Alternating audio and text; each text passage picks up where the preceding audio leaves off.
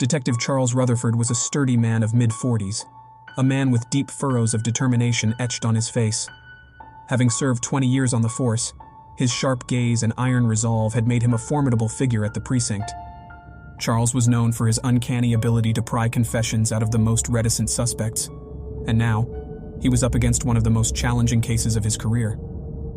Across from him sat Samuel McKinney, a seemingly unassuming man in his early 30s. He was a part-time librarian, introverted by nature, and hardly had any social footprint.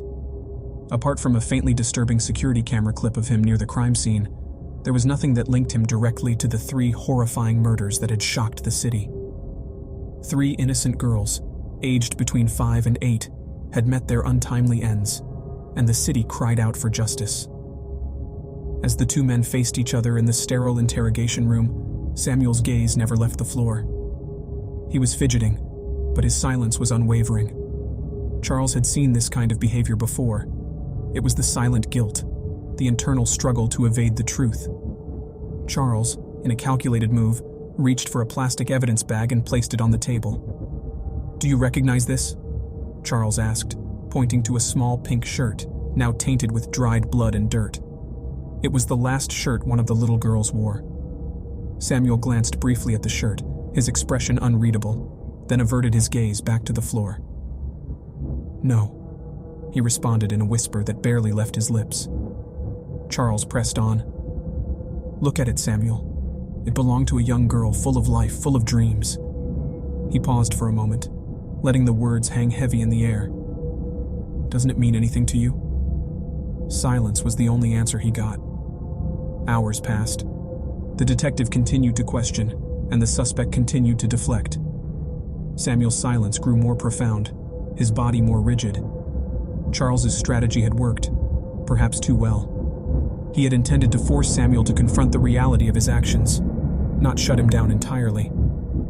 Seeing Samuel in that vulnerable state, Charles decided to change his approach. "Samuel," he began gently, "I don't want you to confess. I just want to understand why. Why would you do this?" He focused his empathetic gaze on the man, trying to break through the walls Samuel had put up. His words hung in the air for what felt like an eternity. Then, as if a dam had burst, Samuel's body shook with silent sobs. His gaze finally met Charles's, filled with a haunting despair. I didn't want to," he whispered, the words barely escaping his lips. "But you did?" Charles questioned softly, his heart pounding with anticipation. He watched as Samuel struggled with his emotions, the internal battle visible in his trembling body. Finally, Samuel nodded, tears streaming down his face. "Yes," he admitted, his voice barely a whisper. "I did it." The silence that followed was deafening. In the aftermath of the confession, Charles struggled to make sense of it all. Here was a man, an introvert, who had committed monstrous crimes. Samuel McKinney, a quiet librarian, had stolen the lives of 3 innocent girls, unable to face the reality of his heinous actions until confronted with undeniable evidence. The echoes of Samuel's confession reverberated in Charles's mind long after he'd left the interrogation room. It was a chilling reminder of the evil that could lurk in the quietest of souls, and the role he had in unveiling such darkness. Charles found himself haunted by the weight of this reality, the enormity of the crime, and the deep-rooted pain etched on Samuel's face. Back at his desk, Charles looked at the case files spread out before him. Pictures of the victims smiled back, their innocent faces a stark contrast to the heinous crime that had robbed them of their lives. The sense of victory he should have felt after prying the confession out of Samuel was absent. Instead, a hollow void filled his heart, a somber echo of the loss that could never be rectified. In the days that followed, the city mourned. News of Samuel's confession had spread, sending a wave of grief and disbelief through the community. Samuel McKinney, the quiet, introverted librarian, was painted as a monster, a man who had defied all expectations of what evil looked like. Meanwhile, Charles was hailed a hero, his experience and persistence praised. But the victory felt hollow. He was aware that his actions had brought justice, yet the sense of loss, the stolen innocence, and the pain etched on the faces of the victims' families continued to echo in his mind.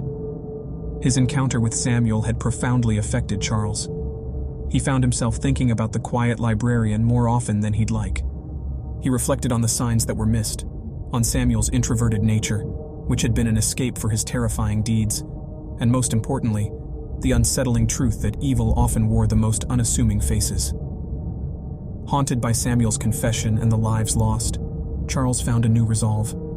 He dedicated himself to training junior detectives, sharing his experiences, insights, and strategies. He emphasized the importance of understanding the psychological aspects of crime and criminal behavior, of not underestimating quiet suspects, and above all, ensuring justice for the victims, no matter how difficult the path. The case of the 3 little girls, as painful as it was, served as a dark reminder of the twisted minds lurking within society. It emphasized the role detectives like Charles had in uncovering the truth and ensuring justice. However, the echoes of Samuel's confession, the haunting image of the blood-stained pink shirt, and the memory of those innocent lives lost lingered, a chilling memory that would continue to shape Charles's career and the way he approached each new case.